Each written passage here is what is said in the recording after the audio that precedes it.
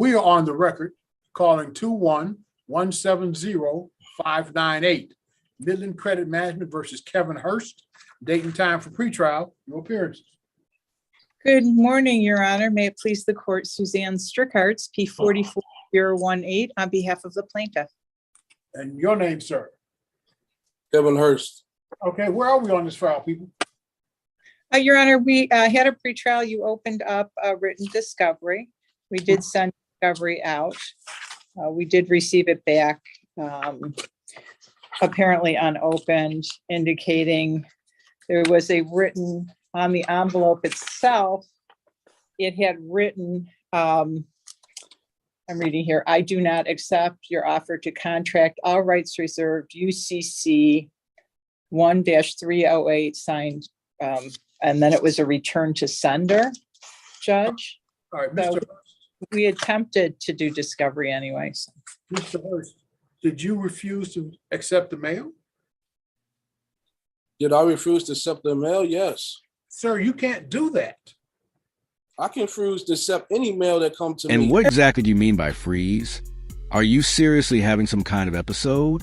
Because you have to believe something pretty unbelievable to think that scribbling on the outside of your discovery packet with a bright marker and claiming you don't accept it would somehow erase the legal mess you created for yourself. This is what we're going to do. One of the things she sent you were requests for admissions. If you do not provide proper answers to those requests for admissions, they are deemed to be conclusively admitted. Do you understand that, sir? Objection, Your Honor. Do you understand what I have said? No, I don't. All right, here it is. I open written discovery in this matter. You have a right to whatever legal position you want, but you do not have your own set of court rules. Among the things that the court rules provide when written discovery is open is that she can send you requests for admissions. Those requests for admissions are in writing and they must be answered under oath and in a certain time frame. If they are not answered and filed in accord with the court rules, then they are deemed to be conclusively admitted. You will not be able to contest those things. And that was what was sent to you, sir. And that time to start running those started with the day they were mailed to you. Your Honor. So you don't want to accept I'm not even sure. I do not have any understanding of this is my debt or not. And what do you think was inside the packet you refused to take? Turning down your discovery package was probably one of the worst decisions you could have made. By doing that, you're walking into court without fully understanding the accusations against you or the evidence the prosecution plans to present. They just coming with these allegations. I'm trying to see and verify if it is. When they called me the first time, they should have sent out verified documents stating that the original creditor and who it was and that I truly owe this debt. Well, Your Honor, I just indicate that we did attach to those. They already, excuse me, Mr. Hurst. Excuse me, I wasn't finished. Excuse me. I wasn't finished. I wasn't finished. She cut me off. Mr. Hurst. I'm not going to have this. Your Honor, she cut me off. I'm not going to have this. Talking. This is not a clown show. Oh my goodness. One at a time. I can't finish my statement. You will speak one. Don't interrupt me again, Mr. Hurst. Go ahead, sir. Why, thank you. You will speak one at a time. You will not interrupt each other. You will not interrupt me. Do you understand what I have said? Mr. Hurst. I don't understand anything. Okay, fine. I don't even understand why I'm here. I'm going to mute you. I don't even understand what's going on. I'm pretty confident that's true. Honestly, I'm not even sure you'd manage something as simple as tying your shoes without somehow turning it into a disaster. I'm muting Mr. Hurst, and I will let Ms. Strickarts say what it is she wishes to say. Then I will unmute Mr. Hurst and allow Mr. Hurst to speak. Ms. Strickarts, you were responding, Mr. Hurst. Yes, sure. I was just indicating that we did attach the account statements, the full chain of title and seller data sheet to the packet. So even though there was no requirement, we did want to provide that to the defendant. And so that was in all of those materials were in the packet that was rejected, Judge. Well, let's let Mr. Hurst respond. Okay, so the understanding that I have is that they should have contacted me 5 days after they they should have gave me documents 5 days after they contacted me about the alleged debt. I told them I have no recollection of the debt. Yeah, I don't even know enough information to admit or deny the allegations to the debt. So if they're accusing me of this debt, I would like to ask them a few questions so that they can verify that this debt even belongs to me. And that's why I refuse the packet, because I don't know if they're trying to contract with me or not. Take my word for it. Sovereign citizens often create serious financial risks, and most reasonable people would never choose to enter a contract with them. I didn't know what it was, so I sent it back. All right, let me explain it to you again. Whatever political views you have, I had no understanding that they were sending me these things. They didn't even tell me that they was going to send me. In the last court date, did they say, or did she say, we're going to send you something? sir, I opened written discovery. That allows you to serve written discovery. That allows her to serve written discovery. And she did so. If you elect not to receive it, then that's on you. That's the risk, and you bear the risk of that. But I would urge you, and let me tell you, as I told you at the beginning, you have an absolute constitutional right to represent yourself, but what you do not have is a right to your own set of court rules. You may not be frustrating the court rules, sir, by refusing to accept mail. If that's the choice you make, then that's the choice you make, and you will have to live with the consequences of that. I would urge you, sir, perhaps you might want to get counsel, because I don't think you understand the process, and I'm not at all sure you understand the consequences of the choices that you are making. However, as I indicated, you have an absolute constitutional right to represent yourself. I would urge you to get counsel. So I'm going to give you another date. And sir, she is going to do what she does to represent her client, and you're going to do what you do. And if the court rules cut against you, then so be it. If that's the path you want to take, that's your decision. But don't expect anyone to stop you from making choices that only make your situation worse. By the end of this hearing, Judge Robinson seems far more likely to be amused and convinced. I got a question. They are claiming that this debt belonged to me. Would they have to produce all the proof and verify that this debt belongs to me? The plaintiff has the burden of proof, Mr. Hurst. That's right. So she had to produce the proof that this debt belongs to me, right? She has the burden of proof. Okay. Thank you. All right. Judge, I'm sorry, Ms. Rickards? Your Honor, would it be possible for us to receive a motion date for, say, mid-July? Let's give him one more opportunity. Oh, you want me to resend the packet, Judge? I want you to resend the package. And sir, let me urge you as strongly as I can. So receive and open the package. Because if you do not, the request for admissions will be deemed to be conclusively admitted. The lawsuit, as a practical matter, will be over. Do you understand what I have said to you? Yeah, I understand. I got a question. Should they have sent me something before they send me this package since the last court date? Sir, to verify that? Sir, they're not required.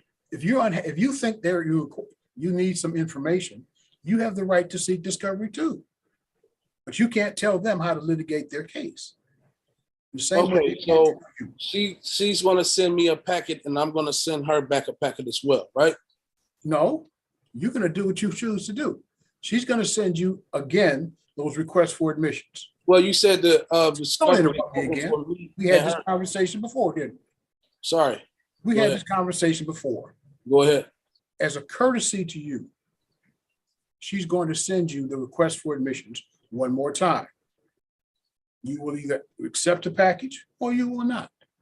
You will answer and serve the request for admissions in accord with the Michigan court rules, or you will not. And then if you do not, then those things will be deemed to be conclusively admitted. If you choose to send written requests for discovery, you have a right to do that too. You can send written interrogatories, requests for production of documents, and requests for admissions. Same as her. Just like her in some ways, but with one major difference. He doesn't have years of legal education or courtroom experience to rely on while trying to defend himself. That wraps up the first hearing. After eventually accepting the discovery packet, the case moves on to the second court appearance. We are on the record. This is 21-170-598. Midland Credit Management versus Kevin Hurst. Date and time for pretrial. Your appearance. Good morning, Your Honor. May it please the court, Suzanne Strickhartz, P44018, on behalf of the plaintiff. And what is your name, sir? Kevin Hurst. Okay. All right. I do hereby reserve all of my rights, waiving none, not to be compelled to perform under any contract or commercial agreement that I did not enter knowingly, voluntarily, or intentionally. I do not accept the liability of any compelled benefit or unrevealed contract or commercial agreement without prejudice. You're gonna wipe up all those crayons you just spit everywhere? Is there anything else you want to say, Mr. Hurst? That's it. All right. All right. Where are we on this file? Judge, discovery's been completed. Motion for summary has been filed. We are looking for the court to assign a date. Okay. Let's get you guys a date. Mr. Hurst, do you have the motion for summary disposition filed on behalf of the plaintiff?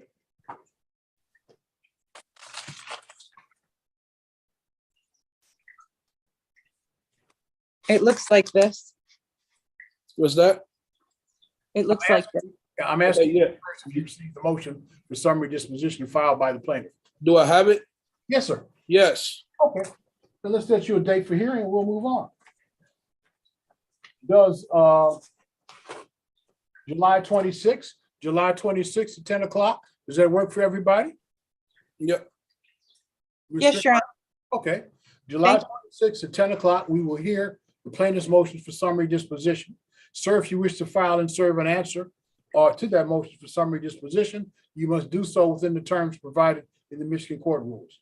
We'll hear the motion July 26th at 10 o'clock. Again, sir, if you want to file an answer, be sure to serve both the court and the counsel for the other side. He's clearly about to embarrass himself in spectacular fashion. And now we get to the part I've been building up to, the moment that's far more entertaining for the judge than it is for the defendant. All right, the court has had an opportunity to review the pleadings here. I was particularly interested in the request for admissions that was served by the defendant. Request for admission number 3. Does the plaintiff admit and have proof that the allegations against the respondent are true and accurate, with all documentation being verified, signature and seals? These were admitted. Does number 4, does plaintiff admit and or have proof that the statute of limitations has not expired to collect on his alleged debt? Plaintiff admitted that.